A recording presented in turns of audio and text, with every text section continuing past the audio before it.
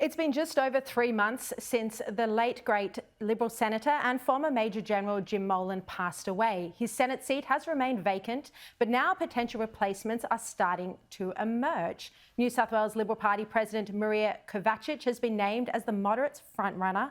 Former Liberal MP Fiona Scott said she's thinking about running, and Liberal sources say Andrew Constance could be successful if he cobbled enough support from Conservatives.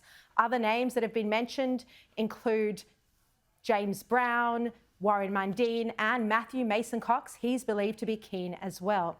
Another one of these potential candidates is my next guest, the former Liberal candidate for Warringah, now potential Senator Katherine Deves. Katherine, welcome to the program. Good evening, Sharri. Thank you so much for having me on.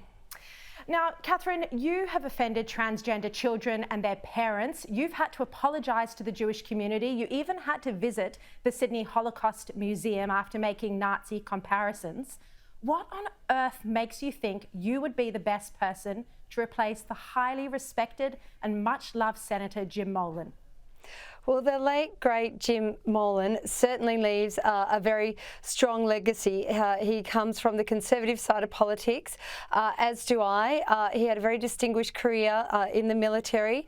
I have read his book, and with respect to what I think I could bring to the table, well, I am a strong Conservative woman. I think that what happened to me in the federal election, I can demonstrate to the people that I would represent that I would go in there fighting. And I do align myself with some of the values that Jim had, particularly around issues of, defending our freedom of speech, defending our great nation, standing up for aspirational Australian families and standing up for common sense.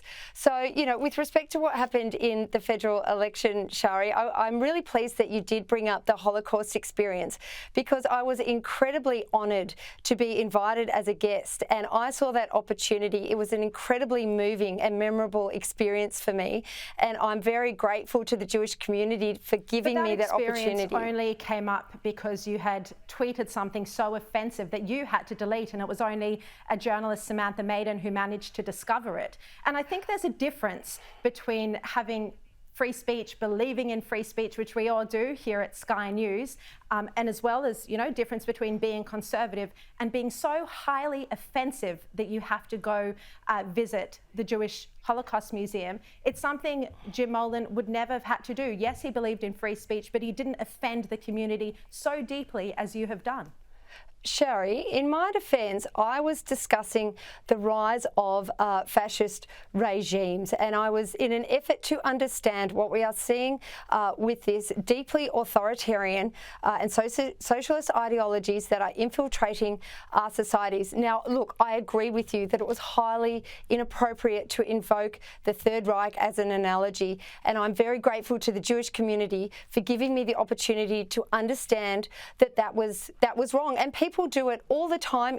I'm not excusing me, but I have learnt that that was absolutely the wrong thing to do, and I showed contrition and I apologised, and I've actually formed a bit of an acquaintance with Dr. David Adler, and we've had a number of conversations around this. This is the president of the Australian Jewish Association. We've had a number of in-depth conversations about this, and I understand, Sharri, that it was the wrong thing to do, and I have apologised, and I won't be invoking the Third Reich again. And now when I see other people in the public eye invoke that, I feel offended on behalf of the Jewish community, particularly as Dr. David Adler has, shared with me, the rise of anti-Semitism. Some other questions. So what makes you think you would be the best person to replace Jim Molan representing the whole of New South Wales, because he did have a New South Wales Senate spot?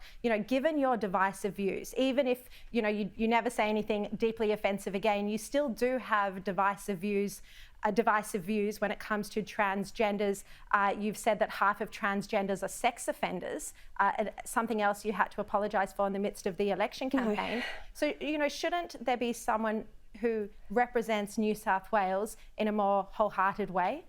Sharri, that statistic was relating to the prison population in the UK, and it was woefully misrepresented in the media. Now, I would like to say that in that election campaign, I got support from all across New South Wales, Australia, indeed the world. I had thousands of people offering support to my campaign. Now, I don't see what is divisive about saying that men cannot be women, and that in certain circumstances biological sex matters, and that women and girls have the right to privacy, dignity and safety in there's certain nothing offensive about that, and a contexts. lot of people say that without offending people, but you went that step further. A lot of people believe that, that stand up for women's rights without going that step further and offending people. I just want to ask as well, if Warren Mundine does put his hand up and decide to run, would you be stepping aside for him? Yes, Sharri, I did say that when I spoke to the Australian. I think Warren Mundine would be an outstanding candidate, and I wouldn't want to get in his way. Absolutely. All right, Katherine Deves, thank you very much for joining me.